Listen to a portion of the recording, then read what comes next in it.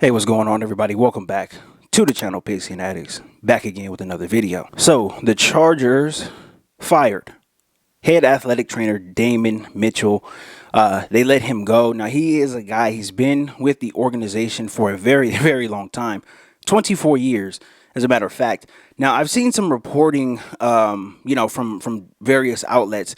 He has not been the head athletic trainer for 24 years.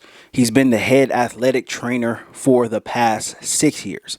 So his 24 years of experience was not all as the head athletic trainer.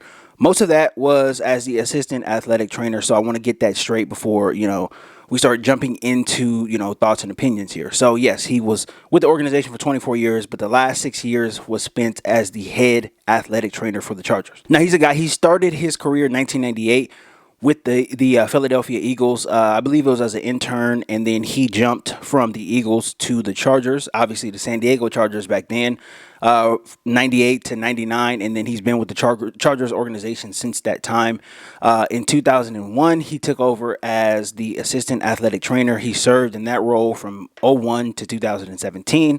So obviously, he has a lot of experience with the organization. He's been around, right? Many head coaches, a couple of GMs, right? He's been in the organization. This is a guy that has his roots with the Chargers organization, and it's kind of bittersweet, right? That a guy that has been with the organization that long gets let go at this point in time. But I think the thing that spurned it was the big injuries to the stars, the superstars in 2022. When you have major injuries the way that the Chargers did last year, everybody starts to bring into question, how is the medical program, right? What's the medical program, right? And a part of that medical program is strength and conditioning. Are, the players doing what they need to do to prepare for the season, right? Are guys coming into the season in shape? Are they ready to play, right?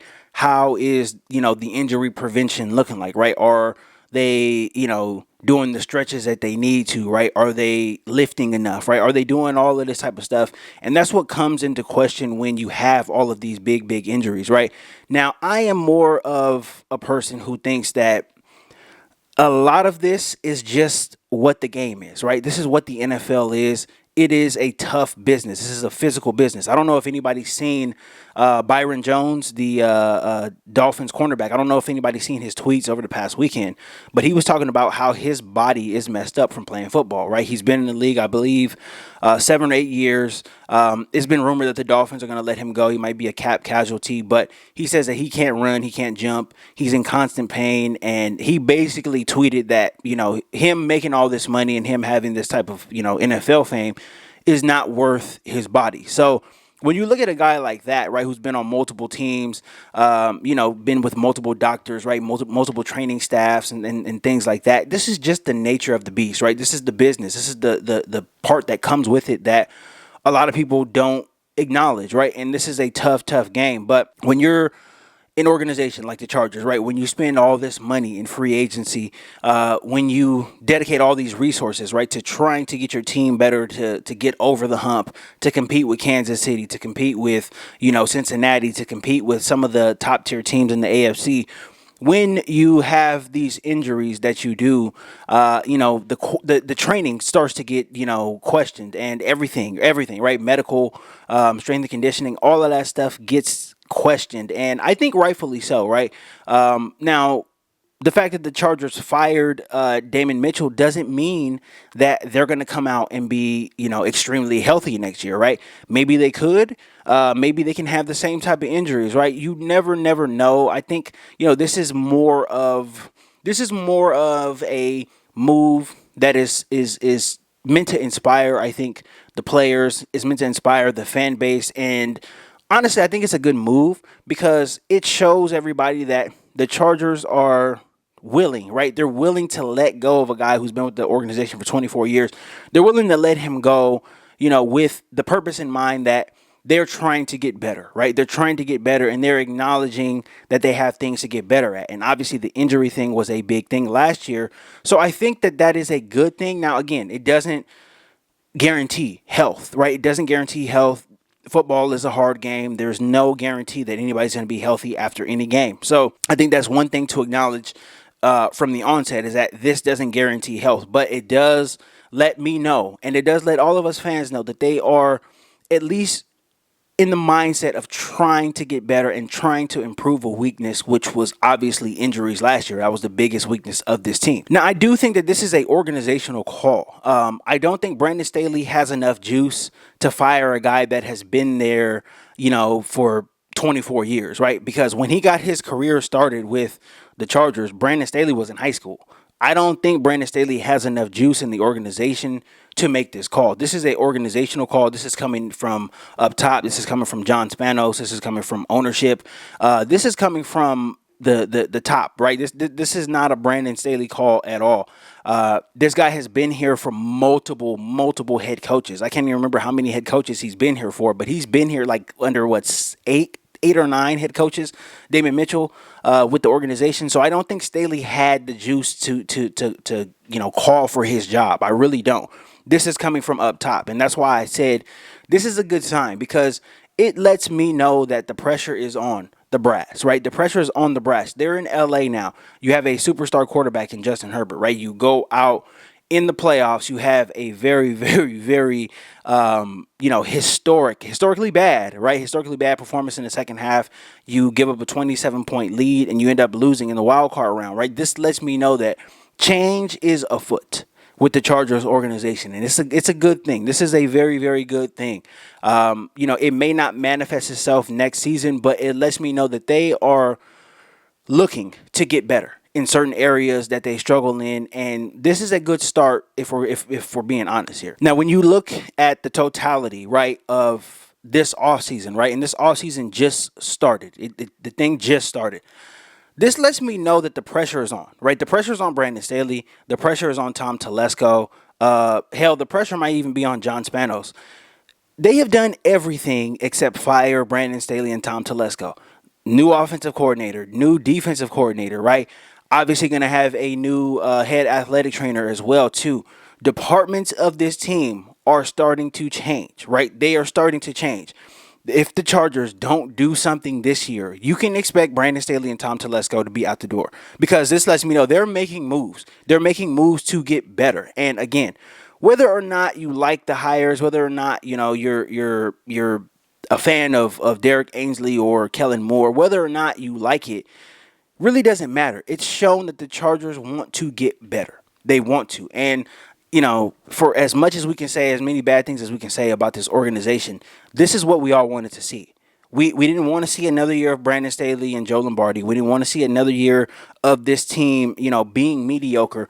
Change is afoot. And when you start having, these changes in the building and all this stuff, this puts pressure on guys. This puts pressure on players. This puts pressure on coaches.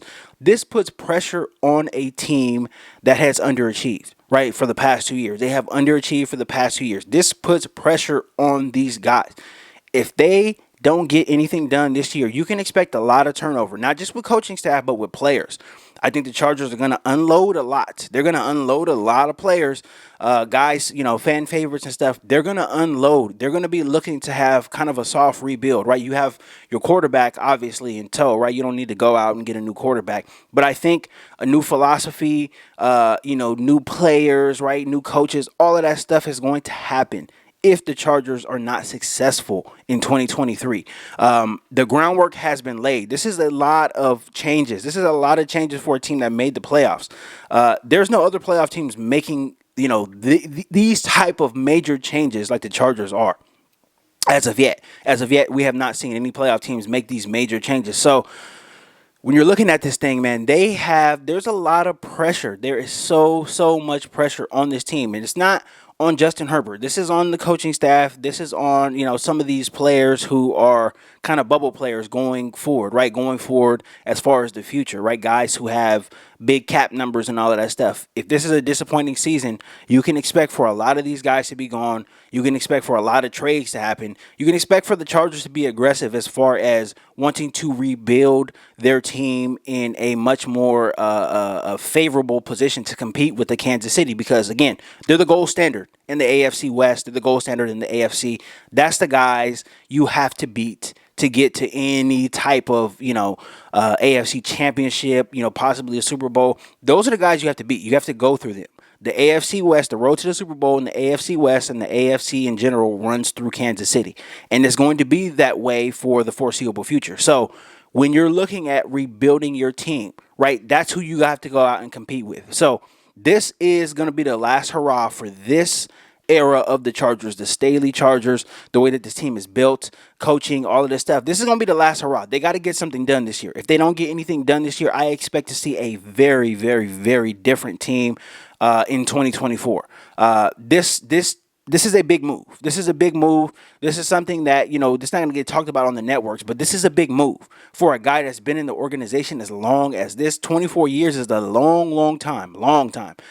So when you're looking at this thing, man, you got to really look at it and say, okay, groundwork has been laid. They're going to go out and they're going to gut some of these departments. They're going to get some new blood, some fresh blood in this organization, and it's a good thing. It is a good thing. It's a good move. But again, 2023, this is a make or break year for the Chargers. Not just Brandon Staley, but a lot of players, a lot of employees, who have been in the organization for a while. You can expect a lot of change. There's going to be a lot of change afoot if nothing gets done in 2023. And I like it. I honestly like it. I think the organization is really, really feeling the pressure to win. The incompetence of this organization has been called into question many times in the public forum. ESPN, Fox Sports, all of these huge, conglomerates, right? Sports media conglomerates are calling into question whether or not the Chargers brass knows what they're doing. And to some degree, that's embarrassing, right? It's embarrassing to, the Spanos family, who has been, at the head of the Chargers for a long time. You haven't had a player like Justin Herbert in your whole entire time, right? That they've owned the franchise, right? When you have players like this, these guys get to the Super Bowl, these guys win Super Bowls, and to be in that mix of incompetence, right, being talked about as not knowing what you're doing is extremely embarrassing to rich people. And you don't want to be thought of as somebody who doesn't know what they're doing. So I see a lot of change coming here if the Chargers don't get anything done. Now, we'll see what happens in 2023. They have the whole season to play. But, the groundwork has been laid here, and I think this is a major, major move, a major move that's not going to be talked about. But if change starts coming around, right, you can look back to this and say, okay, this is kind of where it started. This is kind of where they started to shift and look at things through a different light. So I'm looking at this move as being a very, very big move going forward. And again, we'll see what happens, right? This does not guarantee that the Chargers will be healthy in 2023, but it does show that they are willing to move on and they are willing to look to get better in that area. And that's a good thing. And that's something that us fans should be excited about. But that is all I got for this video, guys. Thank you so much for all the support. I really appreciate it. Shout out to all of my new subscribers. I appreciate you guys. If you're not subscribed to the channel, please consider subscribing down below. And don't forget to smash that like button on your way out as well, too. I'll be back again tomorrow with more content. And until next time.